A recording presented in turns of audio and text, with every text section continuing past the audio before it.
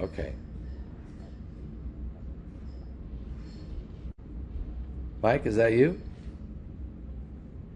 Hello, Mike. There you are. Hang on. Are you available to come on the air? Okay. Okay, Mike, you there? All right, yeah, I'm right here. Okay. Okay. Sorry, we're trying to get a hold of you. You may have been busy. Could not have. Yeah, Yeah. it was, and I broke loose just in time. Oh well, good. Well, maybe a little late, Well, no, but you're just in. in time. You're still just in time, Mike. Whatever time that may be. So great to have you on the broadcast, and so glad. I mean, the Great to nation. be here. Yeah, the nation is in a situation here. I mean, earlier I read about the intelligence leaks that the president says are not true. That we're not running out of artillery, that we've got plenty stockpiles, and we're manufacturing as fast as we can, and we have what we need. But can you address that, Mike, in any way? There's why Well, we these, we have been using up quite a bit for some time, right? yeah, And there's bound to be shortages here and there, but there's a there's an appearance of strength that obviously everybody wants projected. The truth of it is, if we expend lots of munitions, and we are involved in quite a few things, we're going to run into that problem of shortages, right. and it will begin to show. It will force a change of strategy. Um, but Well, let me I ask you. think I think it's maintainable right now, right? It could become costly for several reasons, but shortages, that's something that we faced before. Uh, it could be something that could become apparent, but I think they're maintaining as much as possible, given the expansion of what's happening. But Pastor Paul, with the spread of what's happening right now, that could deplete into nothing in little to no time.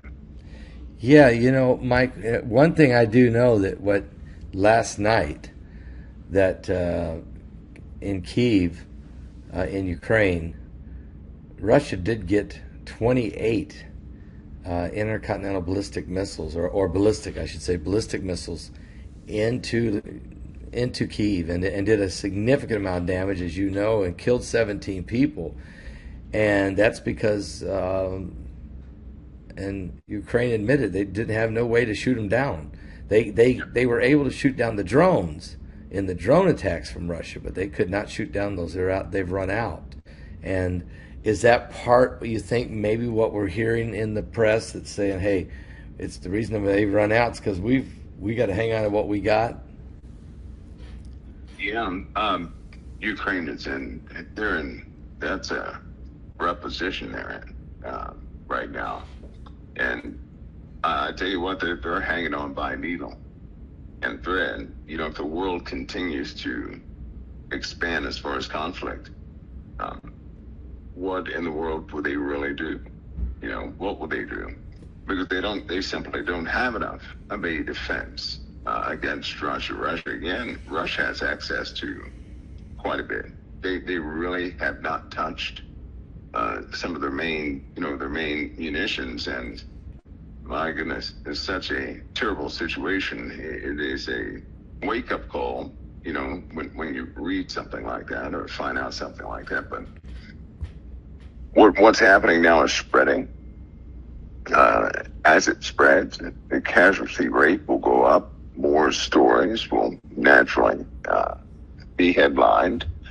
The sad part is, it's still one of those politicized issues, and it's very difficult for the average person to know the truth of what the real story is. They'll have to find out through stories like the one you just read. Somebody's hit and casualties pile up or something like that. But we're in a time like no other, Pastor Paul, and it seems like conflict is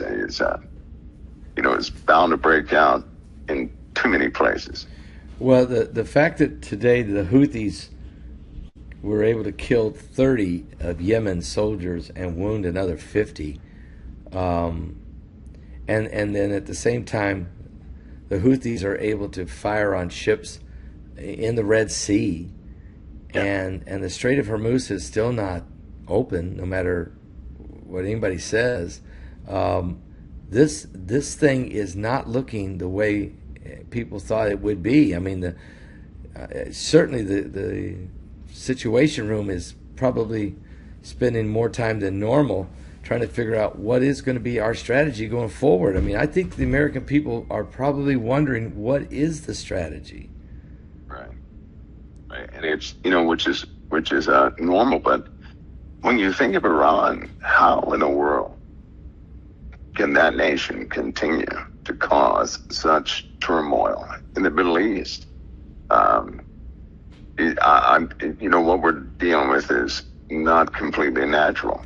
It is to sum it up, right. It's not completely natural. And because there's no way a country like that could be holding on for so long if they had nothing. If they're defeated, if they're truly defeated, they wouldn't be such an issue. But what they're doing is spreading. Their ideology is starting to spread. And you have countries like Saudi Arabia jumping into the fray. Other countries have to hold on to what they have. Hostilities are spreading like wildfire. It's only a matter of time before this entire conflict consumes just about every nation and goes to a brand new level. And that's only a matter of time, a very short time it looks like, but a matter of time nonetheless. And as you're talking about these things, we realize that Israel is still getting serious threats out of Hezbollah in southern Lebanon. That doesn't seem to be ended. And so this, as you say, and you got to think that, how does Iran hang on? Well, they've got to be being funded now by the Chinese, maybe the Russians, and even the North Koreans, and I don't know, maybe others that are involved in this. I wrote in my book Revelation 9/11. I wrote about the vortex of evil. I call it the vortex of evil, and it seems like that's what it is. And Iran is proving that maybe they can't defeat the massive power of the United States Army and the U.S. military, but they don't have to defeat our military. What they have to do is defeat our will, the American political system. And do you feel that while they're doing it from a military of terrorism on the Middle East and maybe Europe and even America, politically we got guys winning elections, communist and radical Islamist and super socialist, like, linked together. I mean, we are seeing this republic, the United States of America, seems to be in the most critical time in our nation's history. Am I wrong? Am I overstating this? No, you're absolutely right. And what's so sad is these people can't. For example, New York. Some of the folks who just won the recent election, they can't win without the people. And the people are becoming sympathetic to the cause of Iran. That's wild. Can you imagine that? A free nation who is at odds with a nation of a different ideology, is the people of that nation, of the USA, are altering their ideology. Showing massive sympathy towards our enemies. This is what we're facing. It's almost like the politicians are going to find themselves on an island where they and they alone believe in their own ideology, while the people are demanding change, but not the change in the direction of democracy, of a true democracy, but a full adoption of, let's go ahead and face it, a full adoption of an entirely different faith is the direction people are going. I mean, I know you're right, and it is kind of overwhelmingly stunning to me. But the Trojan horse approach during the Biden administration, especially when you 12, 15 million people, we don't know how many people actually came through the open borders. And out of that, we don't know how many of them were military age that came in out of the Middle East and out of Africa and out of Asia who have a total different approach on what to do here. It's almost like the Trojan horse effect is working. They're using social media. They're using they're buying up our churches and setting up mosques. They're preaching a different message, and they're not telling the American public how women are mistreated in Saudi Arabia, or how they're mistreated in Iran, or how they're mistreated by the Taliban in Afghanistan. They're not telling them how young girls are jihadi brides. This is being left off the docket. It's not being shared, and nobody's really, unless somebody brings it up, I guess me and you, how are they going to ever know? Yeah, it's something to see. We're getting to a time, first of all, that people are going to have to make a choice. They can either have the illusion of prosperity within an ideology that will end up being bondage and captivity, or they can stand where they are. And often when you're standing for something right, you're going to have to fight opposition of popularity, be it these popular ideas that swallow up the youth. Because the youth are rebelling. They're doing two things. They're rebelling against the current way of government, right? They don't want to be connected to it. I'm beginning to notice also anything that looks like how the government used to be or is right now, they're rejecting completely. Yeah. The young kids only see chaos. They hear chaos. There comes a time where they're going to have to put politics aside. Yeah. If the youth continue to hear this fracturing of our government, because let's go ahead and face it, government is not presenting itself as unified. They're presenting themselves like two parents arguing on a continual basis. Well, two parents that argue on a continual basis, that causes a broken home. Yep. And in this case, it's causing the children to want to have different parents, is what they're doing. So anybody who can offer them a home that is half as peaceful as what they're seeing now, they're opting to take. But what they don't know are the repercussions, right? They're looking for quiet or prosperity, that they're tired of suffering. What they don't know is that they're going freely into bondage. They are adopting these Islamic ideologies right here in America. This is the first, and I have to bring this down to faith. There are many rejecting the faith of Christianity, right? Simply because they believe it's the problem, and this is growing more and more and more and more. They really do believe that Christianity is the issue because of how things have been run so far. And so they're blaming that on Christianity or anything these people represent right now, speaking to those in government that are doing things that people don't quite understand. They don't understand that the border had to be shut down, right? Yeah. It had to be some sort of control mechanism had to be put in place. They don't understand that sometimes you have to filter through the people to get rid of those who are really, bent on destroying a nation. They don't understand that process.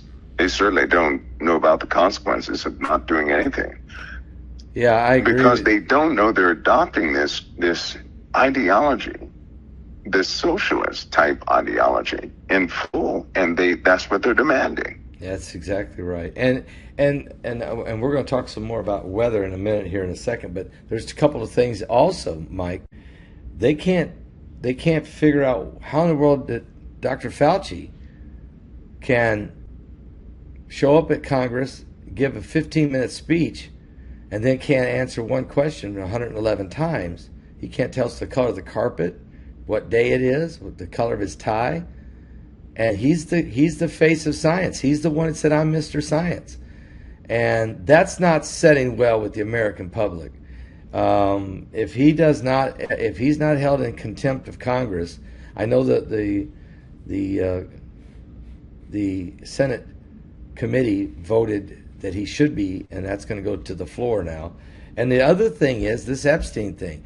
There's no other way around this, but the people are not satisfied with the answers they're getting from Dr. Fauci and what happened during the jab, and they're not satisfied with the release of the Epstein documentation and what that all means. And those two things, along with everything else that's going on, and the rise of socialism and super communism, this has left this country twisting in the wind. I don't know how this can be rectified. Am I off base here? No, you're on point. One of the issues is we have two sides of a two-sided ideology here. We have two bodies in the USA for the most part. We have two bodies. One of the issues is that at some point, somebody's going to have to see the human factor again. Yep. Right? Yep. Not the political factor, but the human factor. Yep. And the people, and because right now there's a split, it's almost like the people who are on the Democrat side, they cannot see what the Republicans want. The Republicans, the Republican people, they really can't see what the Democrats want, right? Right. Because they're supporting their base, which is something they do, but it's caused a blindness, a huge blind spot. Now, in this blind spot is an answer. And the only way we're going to have that answer is if somebody's going to have to step back and see everything, right? But if we have to see humanity as humanity again. We have to see that what we're doing is causing an internal war. And Pastor Paul, I have this statement I've uttered since we've met that in prophecy, based upon what it states concerning Jerusalem, how in the world can that happen when America's in power? What happens to America that we cannot intervene to stop Jerusalem from being in some sort of issue, right? Concerning prophecy for 3.5 years. What happens to America that any sort of tyrant nation can go in there and set up the abomination of desolation? How can that happen with the USA in power? And the only way that could happen is if the USA's hands are tied up so much they can't intervene. I believe we could be seeing this process underway right now. There's a lot. You're exactly right, Mike. I'm glad you're bringing the Israel piece of this into this whole equation, the Jerusalem piece. The Bible told us in prophecy that Jerusalem would become this cup of trembling, a burdensome stone for all people. And right now, there's been a major push by Ben Gvir and some of the rabbis, some of the leaders in Israel to move forward with the third temple. Now, while they're pushing to do that, which is prophesied to happen in the Bible, the reaction from the Islamic world is not positive. We have a war going on already that's very trepidatious, and the scars of October 7th have not healed among the Israeli people, and so this is a big deal. I mean, what you're talking about, Jerusalem, at some point, it becomes the Gentiles trample for 42 months. They trample through Jerusalem. I mean, this is absolutely in the Bible. So, are we getting closer to that point in prophecy? I believe we are. The USA's influence is vast right now. What's happening internally with the USA, Europe, and the UK is incredibly odd. We've not been here before. The world has not been here before. The Middle East is breaking down, and let's go ahead and face it, we're involved with so much internal strife within the USA. Right. The Western nations, period, are at odds and something, we're going to begin to miss things, right? We have an enemy, Iran, which is consuming very expensive munitions with very inexpensive tactics. They continue to do this. Something will likely happen to the oil. I'm glad I'm a believer in Christ, because I know this, what happens must happen for the sake of those who don't believe. And to wake up some believers, but for the body of Christ who is loyal, they're in good hands concerning these situations. But that brings everything much closer to home, because we've just not been here before. We've not been here before. We really haven't. We've never had a global situation like this ever before.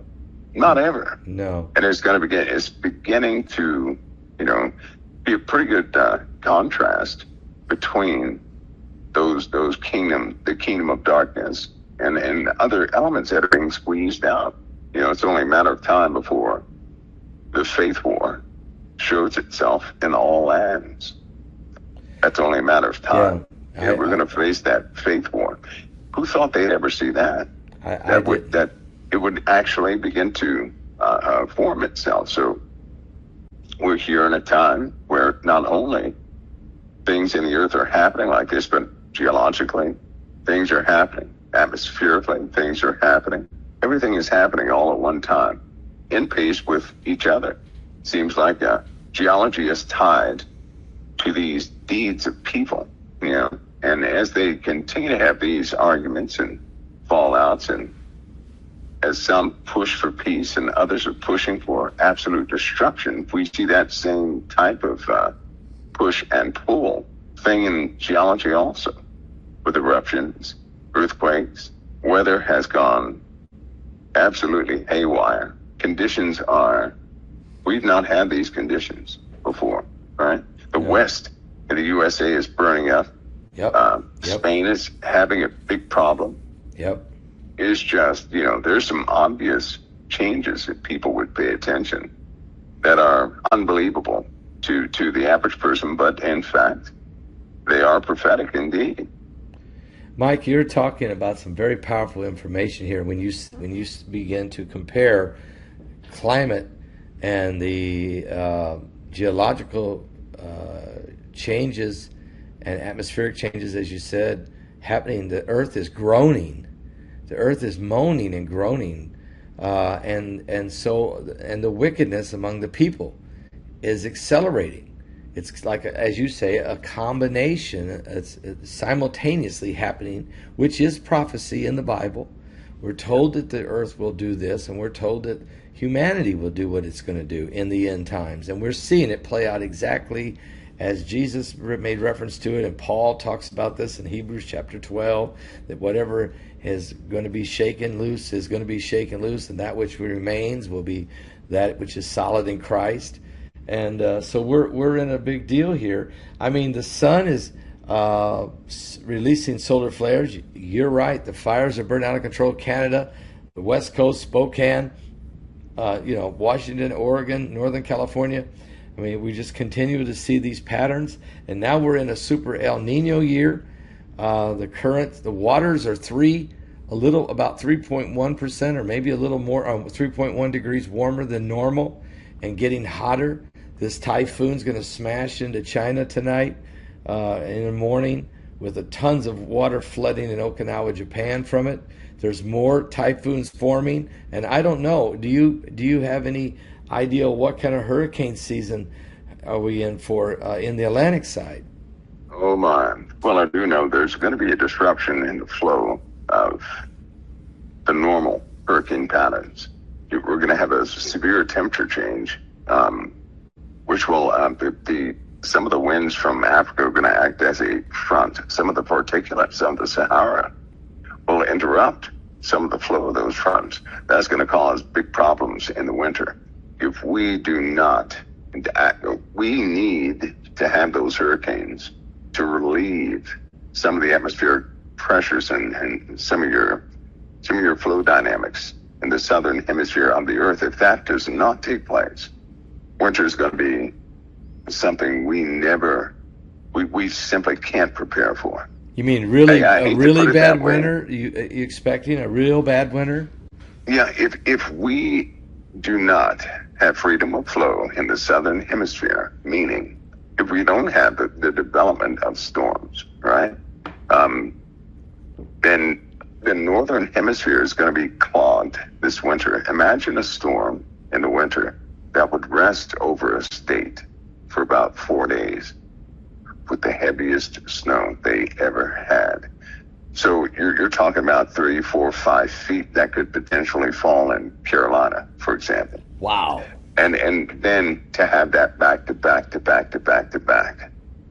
The rain that we're having right now, the 2, 3 inches of rain, if that were snow, that would easily be 18 to 22 inches of snow, right? So Right. 2 to 3 inches of rain, that pattern happening over and over again, that would equate to about, on average, easily about 22 inches of snow 3 or 4 times.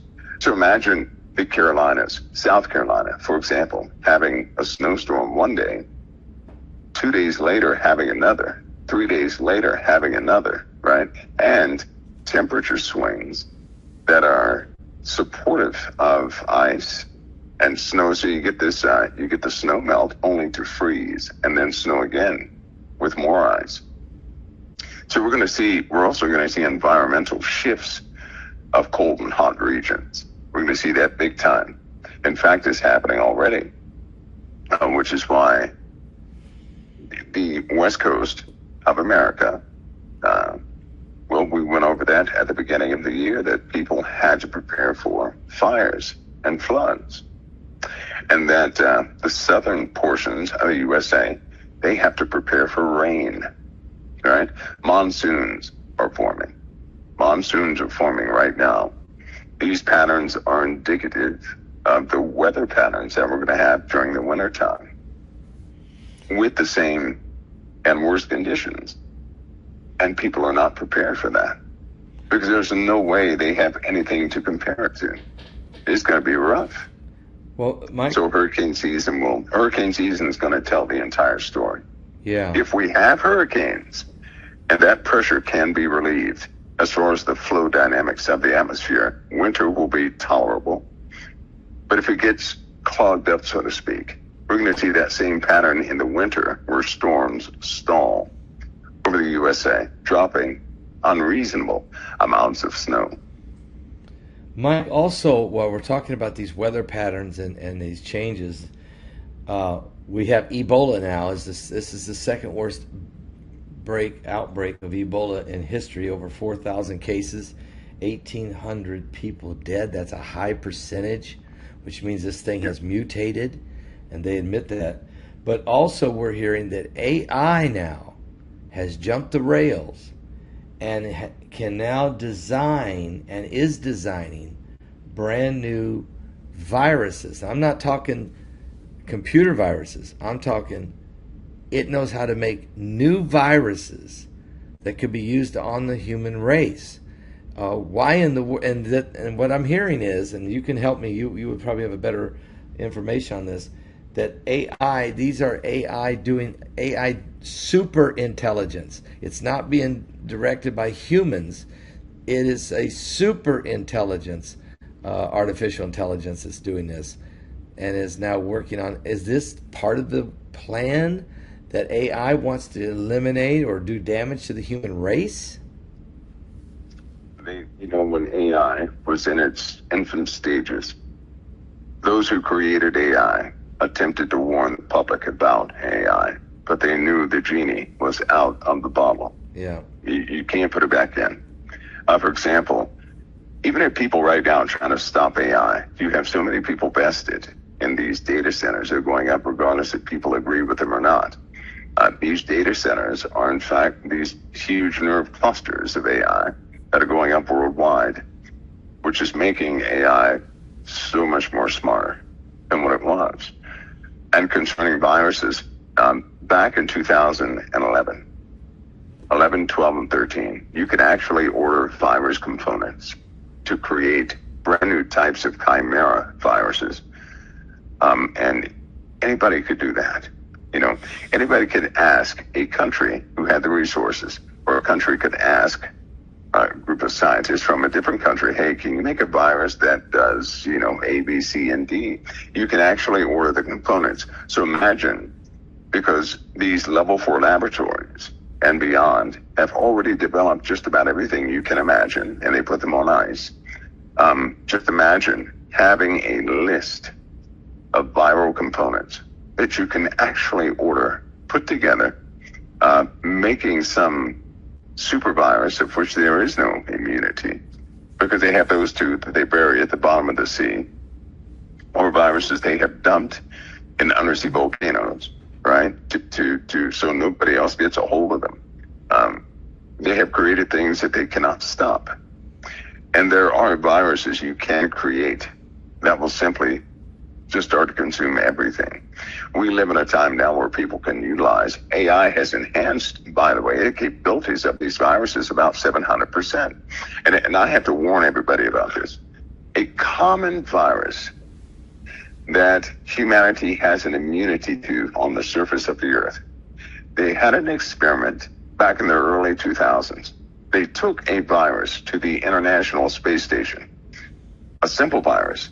This simple virus became 700 times more potent in space. Wow. Now just think about that. We're not talking about a new super virus. We're talking about a common virus became 700 times more potent in space.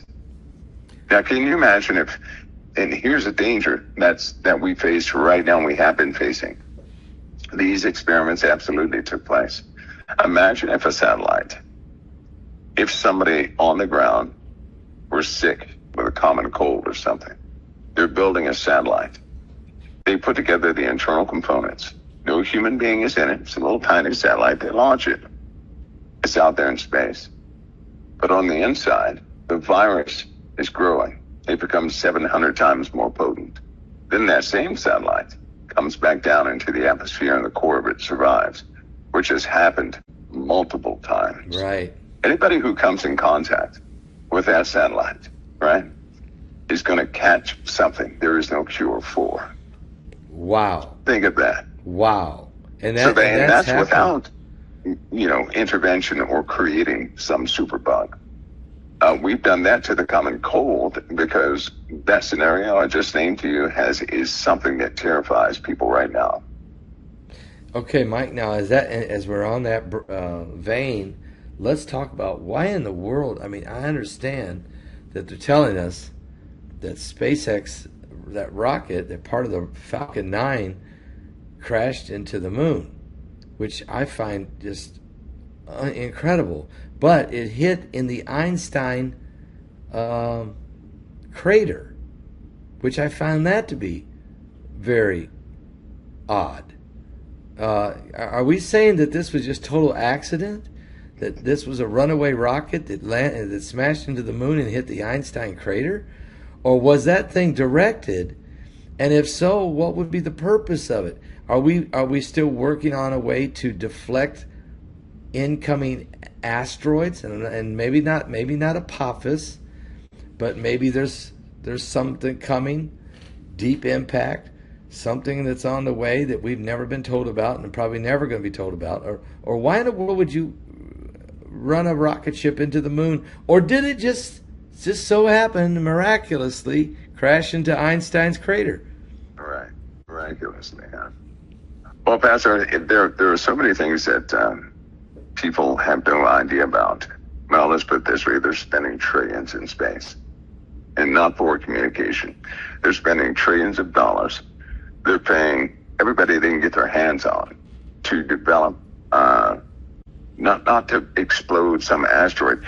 It would be justifiable if they were actually spending money to redirect some asteroids long before it ever gets here. Right. Because the only way to redirect something that is a world killer is to intercept it at least 5 or 6 years before it ever gets here. Now, that means they have knowledge of things 5 to 6 years prior to getting here, right? Yes. Because the only way to alter the trajectory of something so large is to get near it, 4, 5, 6 years before it ever gets to Earth. Right. If that were the case, and it is the case because they're building things, sending things into space, then evidently they know about some things. And they know about the window. That's, 4, 5, 6 years before it gets here. By the way, the year of those windows began in 2016. Really? Right? So they know of some things that are right around the corner. And it'd be nice if it were Apophis. But it's not Apophis. If you do the math, they have been desperately working on this before they even knew about Apophis and its final trajectories. So if it were just Apophis, great, we can do something about it. But no, they're working at breakneck speed and they're spending everything on it. And just to be, just so people understand, why is the public not being told? If the public knows we have an ability to intercept something 4 to 5 years before it ever gets here, other nations will say, why did you not warn us? And why can't we share the technology that you guys have? Because that goes into the military-industrial complex. Right. And the military-industrial complex is not going to suffer anybody to know its tactical advantage. They're just not going to do that because all these space-based initiatives deal with national defense. They can't do that. If the public knows, so does the enemy. If the enemy knows, then they're going to concentrate on stealing those ideas and plans. If that ever happens, the USA could end, the superpower status of the USA could be ended in less than a month. And we don't want that. No. So they'll never do that. The world will die before they share that because there are evil people on this earth that people just don't know about. I'm talking about levels of evil beyond what anybody is used to. Because the average person couldn't, I don't believe they'd stomach just how evil people can be. I don't believe they could stomach that past. Also, many things are hidden. But it does give us insight that something is wrong somewhere. They are spending trillions in space. They're spending trillions on experiments like CERN. And what has CERN given us? What has space given us? What has CERN given us? Let's talk about CERN. They shut CERN down now. It's not going to be running for 4 years, Mike. They're enlarging it. Hell's being enlarged also. I just find it really odd that you would build this machine on the very location where Apollyon was worshipped, and now Apollon's got to come out of this bottomless pit. And why would you stick a Shiva, the god of the underworld, out front as a lawn ornament? I mean, that's the last thing I want for a lawn ornament is Shiva, the god of the, you know what I'm saying? Yeah. I mean, we're talking scientists now. We're not talking some spiritual guru temple. We're talking about the brightest brains on the planet working on high-level experiments, crashing protons at the speed of light, coming up with the God particle, what they believe maybe is the building blocks of the foundation of the creation, and you got Shiva out front. So there's more going on there than what meets the eye. And how do you feel about this? That they got to have this thing ready by 2030. Is there anything there? Yeah, first of all, I think it makes it obvious. Why is it that the greatest scientific minds are always involved in high-level esoteric things? Yeah. Oppenheimer, right? Yeah. He was heavily involved with the Vedic text. You have individuals here in the USA that are highly involved in the Sumerian tales. You have in the Vedic text. Right. You have some of the most expensive facilities that operate on a timeline that match what those ancient entities, their calendar they put forth. We're not talking about God's calendar, but we're talking about some of these ancient entities, which personally I believe are just portions of the fallen. And you have all these scientific minds that will always pay homage to them. There are also, one thing you may not know is this, why are all these scientific minds always involved in things like Dungeons and Dragons? A modern day Dungeons and Dragons would be What? something called Warhammer. Why would you have all these people involved in these things? Warhammer. It's when you find out about these things, it makes it obvious that these high-level minded scientists are right at the door of Satanism. I mean, at the door of Satanism. Wow. They spend the money behind it. They have the money behind it. There is no money being spent that's not connected to Satanism. And I mean real Satanism, not some hooroo guru stuff. I'm talking about the real deal. Right. You're talking about... Yeah, so these guys are interested. What has CERN done for what has CERN done? That's what what people should put know. together is that's part of an incantation to erect a monument to an ancient goddess is the first step, right? In appeasing that god or goddess. That appeasement is followed by ceremonies that must be public. Everybody must know about it. So the protests will not stop the incantation. See, if people don't agree with something, they can actually stop it. But if you put something in the public's face and the public says nothing about it, their quietness becomes their complicity with it. Yeah. In that case, because the world's not fighting it and they have knowledge of it, then these ancient entities, they're not going to be rejected and can utilize it. Whatever was supposed to happen has already happened. If CERN is going to sleep, they have achieved something. How about that? Yeah. They found what they were looking for. They also were looking at CERN, trying to see what they have done. But CERN has achieved one of the greatest breakthroughs in the modern times, and it has nothing to do with particle collisions. And it has everything to do with magnetism. Talk about that. Why is that one of the greatest achievements of all time? Magnetism. If you can control a magnetic field, a magnetic field is connected to memory. A magnetic field is connected to biology. A magnetic field is the key to everything. If you solve the components in a magnetic field, which they have not, and the only way to solve that is to make a huge magnetic field, begin to break it down, create something called memory magnetics. If you can do that, you're going to rule the world. If someone could create, for example, a piece of metal that could actually remember the magnetic field inch to inch of the atmosphere is looking through and could recall that, do you not know they could cause a physical... Now, listen, this is going to sound strange. If somebody could do that with the memory of magnetic fields, they could cause the influences of a missile to be real without the missile. Whoa. They could cause the memory of a missile to be real. The physical interactions, right, with matter that a missile has. The physical interactions. They can recreate the entire thing without a missile, with magnetics, and not have any material whatsoever. Now, a lot of people would look at something like that and say, well, that's magic. No, that's not magic. That's the control of magnetic fields. And if you could develop that, right, in order to develop that, you would have to develop one of the strongest magnetic fields ever. You'd have to create a magnetic field that surpassed Earth big time. And then you would have to jump inside that magnetic field and study it piece by piece to learn the dynamics of it, and then recreate it, because magnetic fields alter from moment to moment, right? Microsecond to microsecond.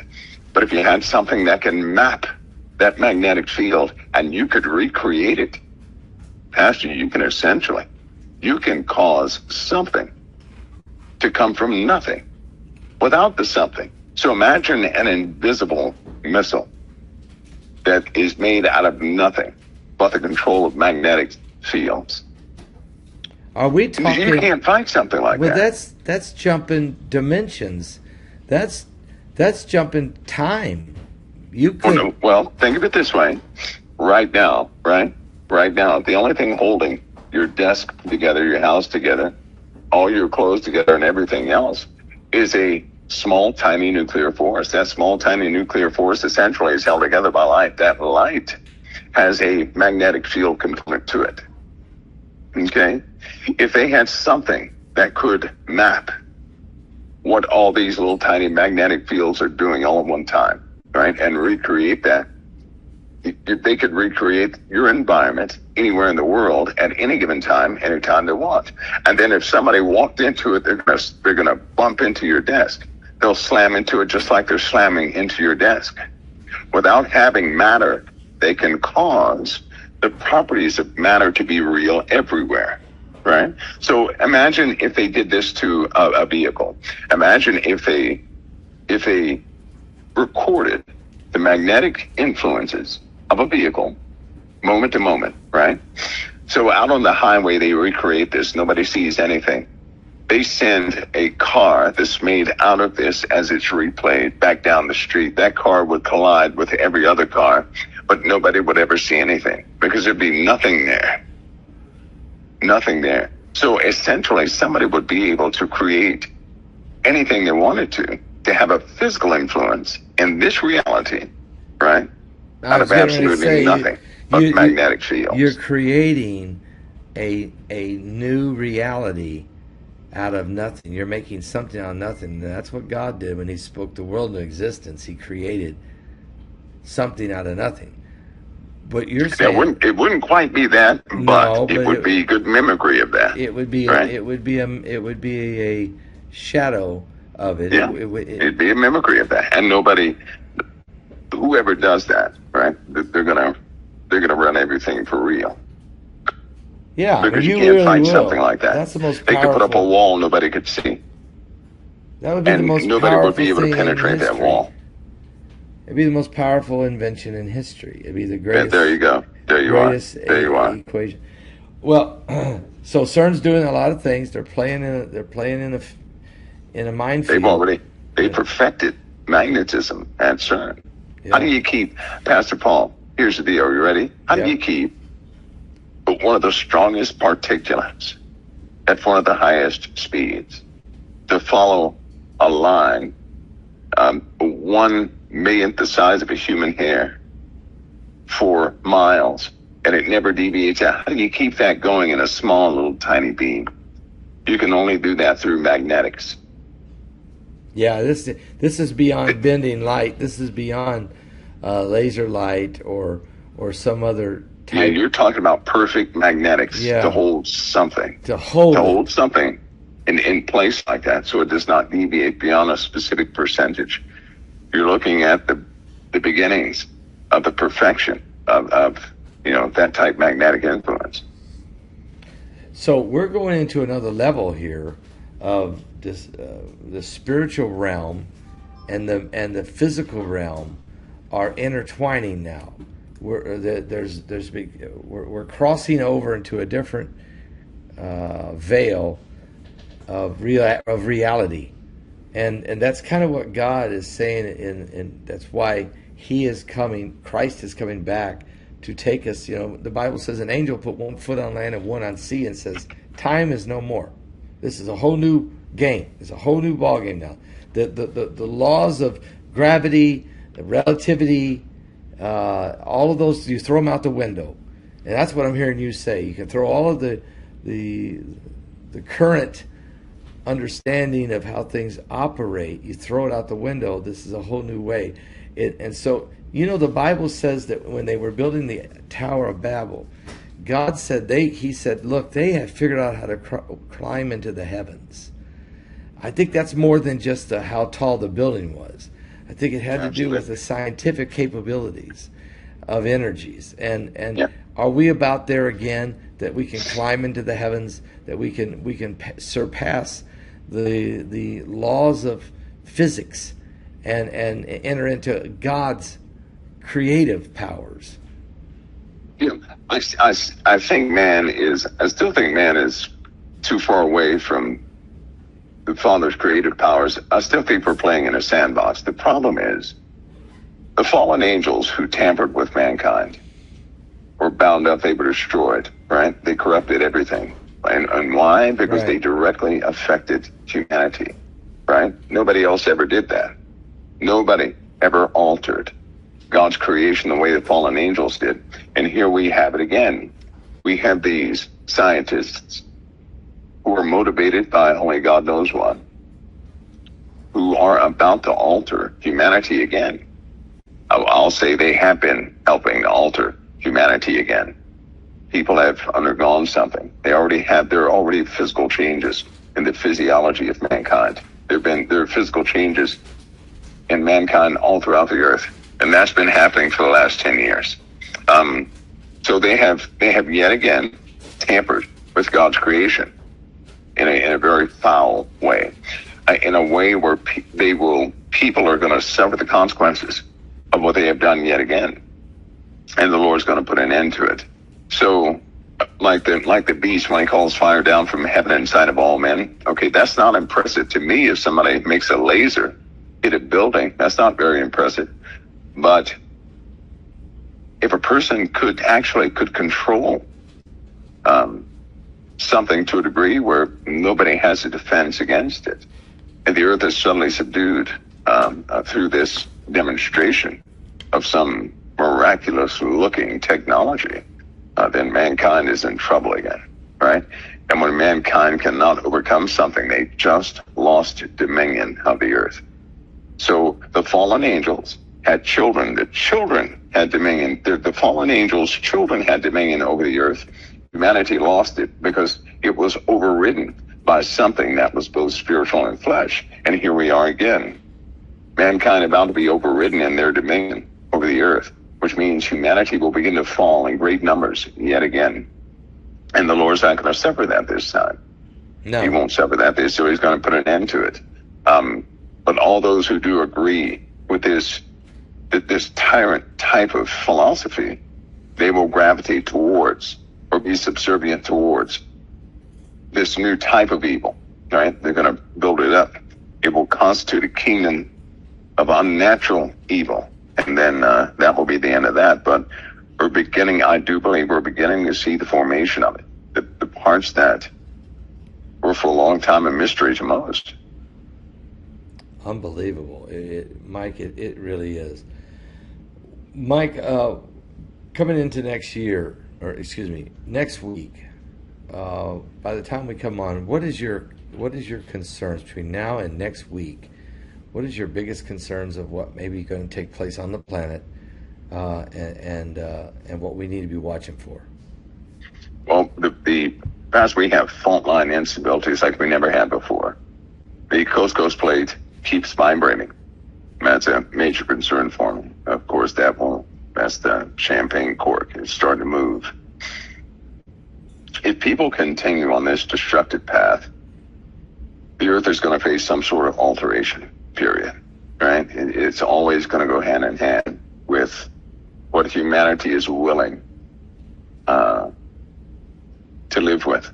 If they're willing to live with the evils that are forming in this world. And because everything is public and because people have that choice. And it seems like more and more people are willing. They're just so willing to live with an evil. There's going to be a massive change. There's going to be a wake-up call, so to speak. And there will be mishaps concerning. So geology is one big thing, and that includes cracks in the earth, volcanism. I believe these fires in California, for example, are a warning, right? Wherever people see these fires, and I would do everything not to go back. Though it just so happens these fires have broken out the same places ancient volcano systems are. And they're going to go, and when they start going, nothing will survive those areas. How about that? So, and also, likewise, the flooding. Some of these places where the floods are taking place, these low-lying areas, people are not going to be able to build back in these places pretty soon due to the sheer amount of water that will begin to overtake things. So we're looking at geological processes that are unavoidable and atmospheric processes that are unavoidable. And Wow. the last one that I'm concerned about is a mistake, a military or a tactical mistake that's going to cost people many lives. Mm-hmm. That could be the failure to see terrorism in the UK, or it could be an accidental ignition of something or the release of something that's going to cost millions of lives. I can't even shake that millions of people will soon just drop dead. That will be the end of that, all at one time. So that's of great concern. There are many complexities to war, to the situation that we're in right now. Yes. And one wrong move with what the weapons we have brought to bear, one wrong move, whether it be chemical, biological, or nuclear, one wrong move can Yes. cost millions of lives Mike, in an instant. yes, and I agree with you that these are the key points that you've brought up tonight. And so, and then this next week, there's a lot we have to watch very closely and a lot to pray about. It's getting very, very intense. The prophecies of the last days are certainly coming into play. Things we never even dreamed of, we're watching now develop. And so, I want to thank you for coming on. I know it was a little bit of a struggle to get to you, but I'm glad. I'm going to get here. They're not going to stop Thursdays. No, they can't stop Thursdays. We'll sit around here and wait. We'll wait 3 and 4 hours if we have to. But thank you for getting through and doing a great job again tonight. I really appreciate it. As well as my honor, always. The honor's mine. I appreciate it. Thank you, Mike. All right, that's all. God bless. God bless.